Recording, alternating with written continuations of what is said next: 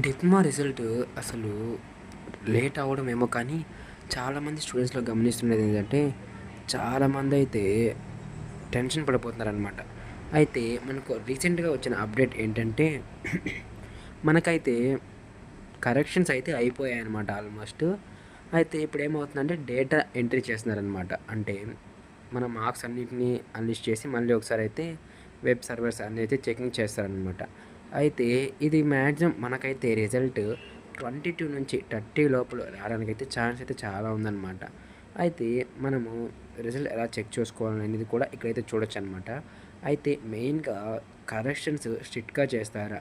మేము కొంచెం మిస్టేక్స్ రాసున్నాము అని కంప్యూటర్ కరెక్షన్ కదా అని అనుకుని అయితే అస్సలు భయపడొద్దు. ఎందుకంటే కరెక్షన్స్ అయితే మరీ బీటెక్ లెవెల్‌లో చేయరు. ఎందుకంటే జస్ట్ మీరు ఇంటర్మీడియేట్ తర్వాత 10థ్ తర్వాత ఇంటర్మీడియేట్ లెవెలే.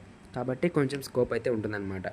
అయితే రిజల్ట్ అయితే మ్యాక్సిమం ఈ మంత్ లోపల రావడానికి ఛాన్స్ ఉంది అని చెప్పారు కాబట్టి, మనకైతే ఒక పర్టిక్యులర్ డేట్ అంటూ అనౌన్స్ అయితే చేయరనమాట ఎస్‌బీ టెట్.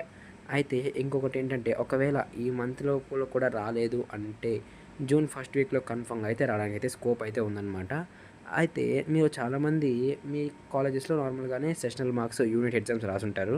అయితే మీ యొక్క యూనిట్, సెషనల్ మార్క్స్ అనేవి ఎస్‌బీ టెట్‌లో అయితే స్టూడెంట్ పోర్టల్ అయితే చెక్ చేసుకోవచ్చనమాట. మీ కాలేజ్ మీకు ఎన్ని ల్యాబ్ మార్క్స్, ఎన్ని యూనిట్ మార్క్స్ వేశారనేది.